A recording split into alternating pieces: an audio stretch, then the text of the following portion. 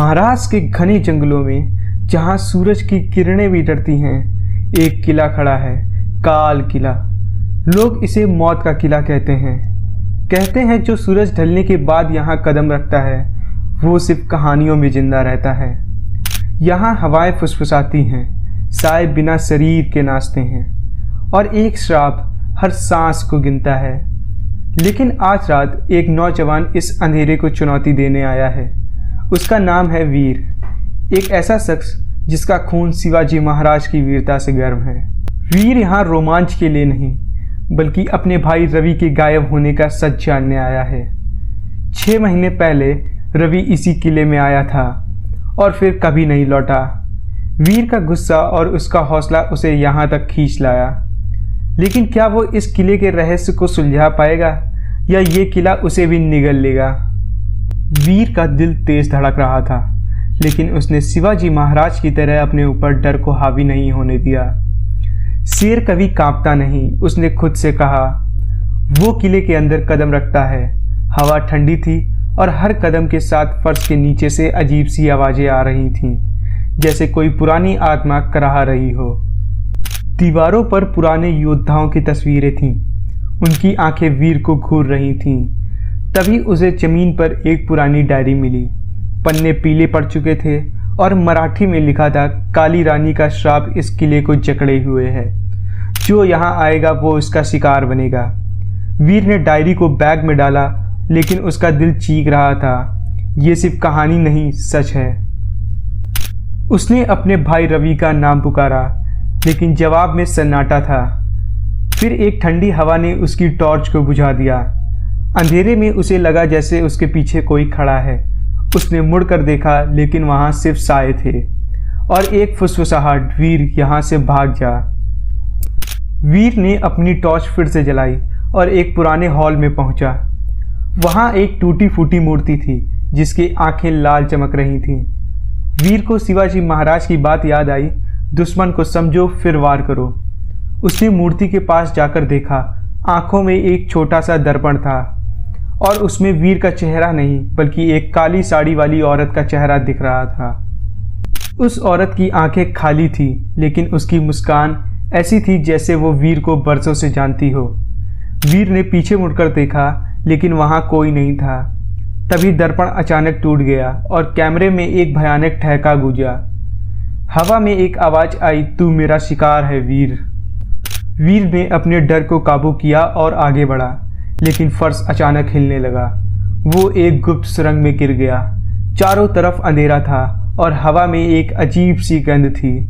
वीर को समझ आया कि ये किला कोई साधारण जगह नहीं, ये एक जाल था जो उसे निगलना चाहता था। लेकिन शिवाजी महाराज ने सिखाया था, जब रास्ता बंद हो तो नया रास्ता बनाओ। सुरंग में ठंडी हवा चल रही थी। वीर को अपने भाई रवि की आवाज़ सुनाई दी, वीर मुझे बचा। उसने आवाज़ का पीछा किया और एक तहखाने में पहुंचा। वहां खून के धब्बे थे, टूटे हुए हथियार बिखरे थे और हवा में एक अजीब सी सनसनी थी।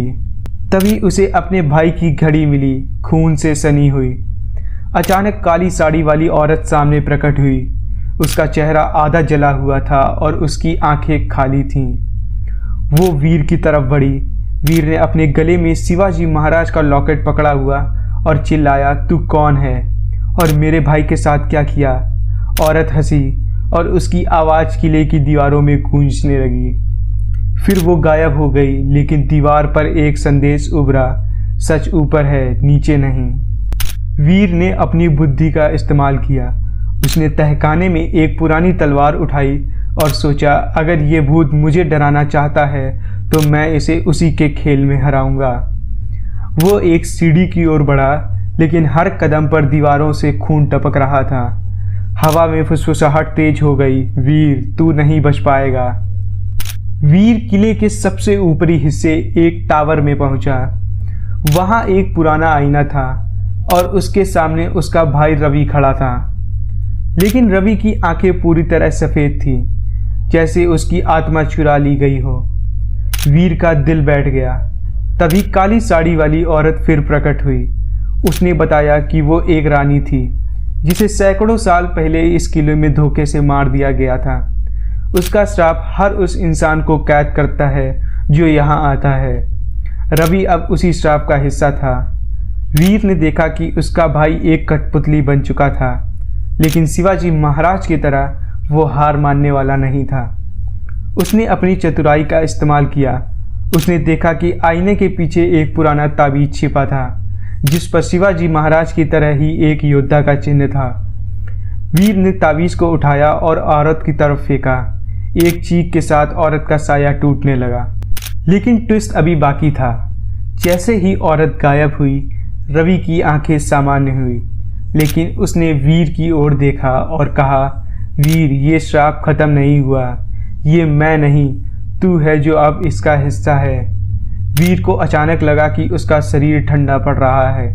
आईने में उसने देखा उसकी आंखें अब सफ़ेद हो रही थीं।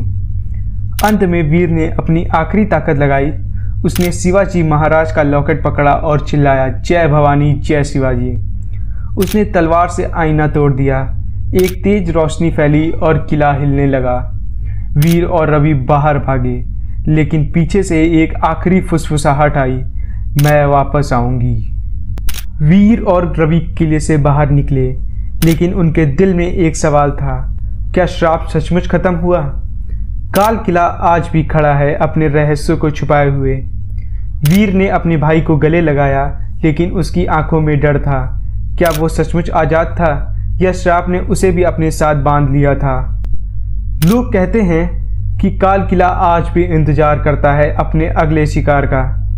तो क्या तुम हिम्मत करोगे उस अंधेरे में कदम रखने की, या ये कहानी तुम्हें रातों को जगाए रखेगी? शिवाजी महाराज ने कहा था, डर से बड़ा कोई दुश्मन नहीं, लेकिन यहाँ डर ही सबसे बड़ा हथियार है।